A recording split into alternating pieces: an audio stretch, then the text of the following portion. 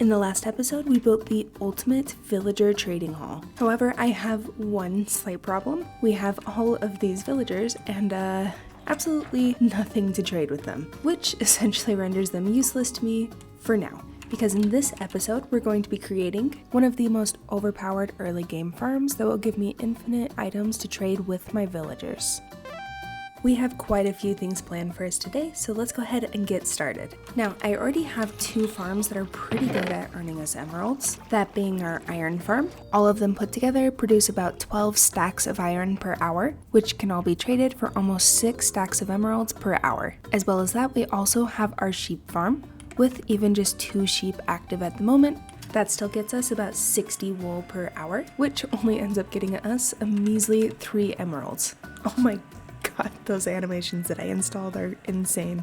I mean, I look like I'm doing a cheerleading dance, and it is not for that emerald amount. So I guess my point is that I'm driving home, we definitely need some more emerald sources. One that is higher production than these shepherds here, and not as far away as all of our iron farms are. So like I said, I have 2 different sides of the island that I would like to start working on. This side is going to be where all of the villagers shop and live, and then on this side, I would like to have the industrial district, which is the side that we are going to be working on in this episode. The first thing that we're going to need is a lot of stuff in our inventory, which I don't even think this is enough, but it will definitely get us a good start. I'm just going to quickly chop down this tree so that I can use this space where the tree used to be to build our farms. Now I have 2 that I'm planning on so far, and I think I want to get started on the very first one, which is going to be a cow farm. Now this is only a semi-automatic farm, but it should make plenty of leather for us in the early game stages, so I'm not too worried about making a super nice automatic farm. And now that this is built, all we need to do is come up here and feed these guys wheat every once in a while, and once we have a max of 20 cows in that hole, it will start kicking in the entity cramming, which will eventually start filling this chest with leather and raw beef. That's going to take quite a minute, so we might as well start building the exterior for the first part of this building.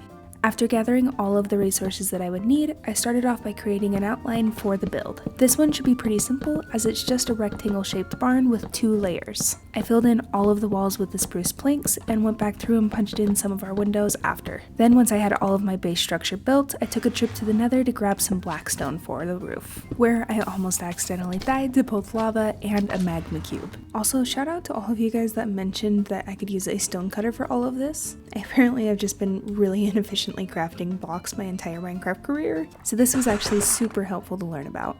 I wanted a few more details before I finished off this portion of the build, so I added in an arched doorway, some trapdoor shutters, and some campfires. After that, I began working on the pasture by adding in some fencing, finished up the far right wall, and began working on the roof. I ended up sticking with the reference picture for this roof, creating a very simple A-line shape, while changing it up just a little bit. As with all the builds in this world, I've challenged myself to keep the same color palette and a very similar build style. And so far, I think we've accomplished that pretty well. Now before I start working on the second layer of this build, there's a few things that I want to get out of the way. First off, I would like to see just how much leather we get from these guys.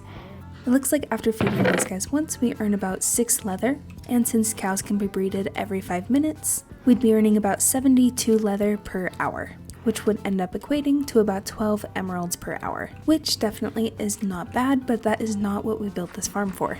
Mostly these guys are just going to be useful, having all the leather for things like books, decorating with leather armor, etc. The real emerald producing farm is going to actually be hidden in this section of the build. But before we build that, we actually had a suggestion from one of you guys to finally, understandably, finish the inside of this house. Now, I don't have time to finish the entire house inside in this episode, but I figured we could tackle one room at a time over the next couple of episodes. So if you guys have any ideas, here's a quick little tour. This is our storage room where I keep all of my things, mostly organized. Straight through here we have a little pasture right in the back, which I didn't end up using because I put my sheep on the outside. Then if we go through this side, we have what I think I'm going to turn into a kitchen with some sort of super smelter right here and a kitchen nook right over here. Then going up the stairs, On the very first floor, we have my bedroom, which I've already slightly decorated just because I use it occasionally, which also has a little side room off to it. And just around this corner, we also have this area right here, as well as another tiny room up here, which I love this part. It actually connects all the way to the bottom again. And now to go up to the third layer, we have another room similar to the bedroom. Apparently an Enderman has already discovered this one. And then finally at the very top is our tower. In this episode, I'm actually going to pick this room right here, mostly because it is the smallest, and I would like to give you guys an opportunity to suggest anything that you would like in the other rooms before I start decorating them. And for this one, I think we can keep it pretty simple and just turn this into a cute little closet. So if we start with a line of fishing barrels and add our armor stands right on top, then we can lock these in on the side with some trapdoors to kind of give it an appearance that is just a display case for all of our armor. Next up, it's getting a little dark in here, so let me find some good spots for some lighting. I think some nice overhead lighting should do just fine like that. And then finally, if we craft up a bunch of item frames, I'd like to add them against the back wall right here for any significant trophies or anything cool that we find. And now we just need to fill all of these in eventually. Starting off, we already have some miscellaneous armor around here, which we can go ahead and start adding to our armor stance. And the rest we can craft up. Well, everything except chainmail, which we can luckily get from both the blacksmiths at our iron farm trading hall and just from exploring and killing skeletons. Then we just need some gold, and then finally some diamond, plus a new helmet for me because this one is basically broken. And now that means that the only armor pieces that we are missing is this very last one, which is meant for our netherite, which obviously we don't even have yet, so that will have to wait in a future episode, buddy. One day. And then we also can take all of our spare tools and store them based on their type in the barrels beneath their armor. And now the last thing before we start building is I would like to take a path very similar to the one right over here, which connects our base to the villager trading hall. Now we need another path just like it to connect our base to the industrial section. I want it to go in a little bit of a curve like this, which means that we've got a couple of terraforming projects right along the sides.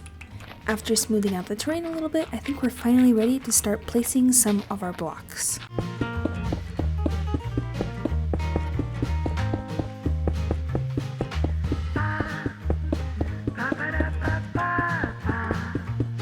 And now that we're all connected up with our path and all of our random tasks that I wanted to complete are done, it's time to start tackling the inside of this, which is going to house our emerald producing machine, the pumpkin farm. I have absolutely no idea what I'm doing or how to build this, so let's just kick it off into a time lapse and see how it goes. This farm was a lot simpler than I was expecting it to be once things got rolling.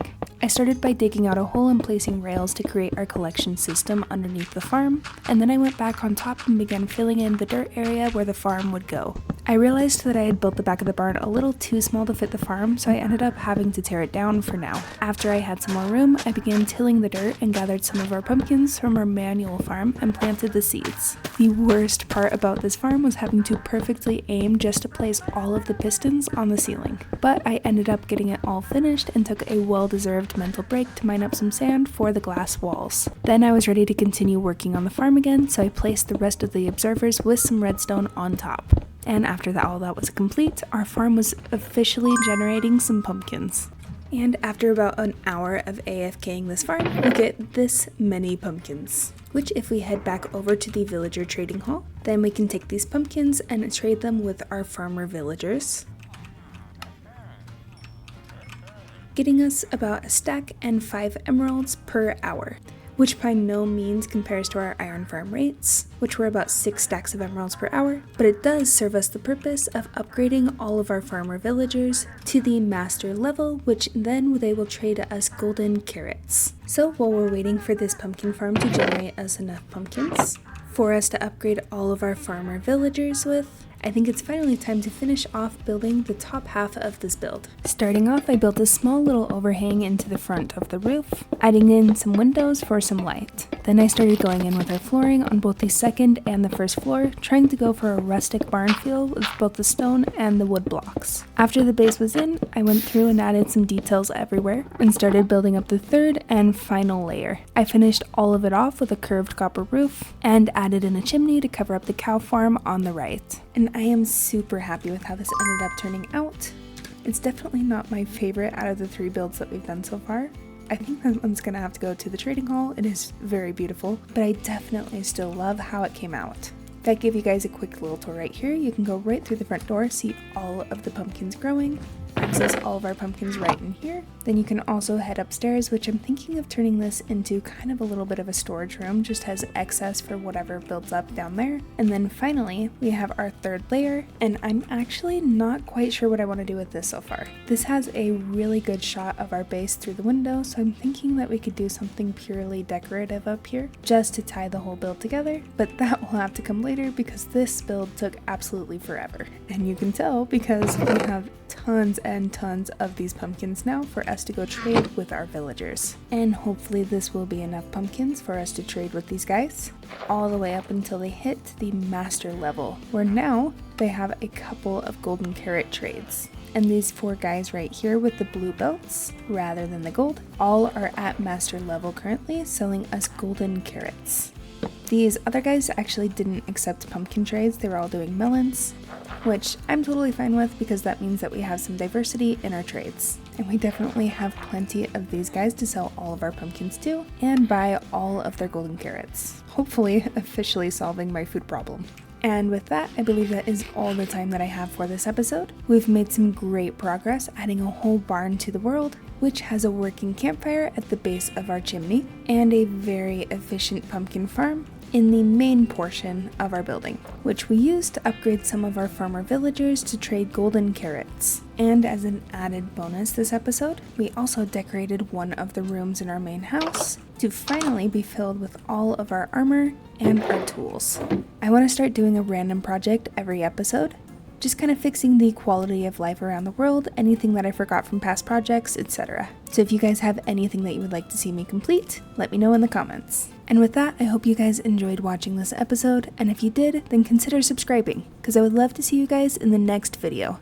And speaking of next videos, here's a couple that I think that you would enjoy.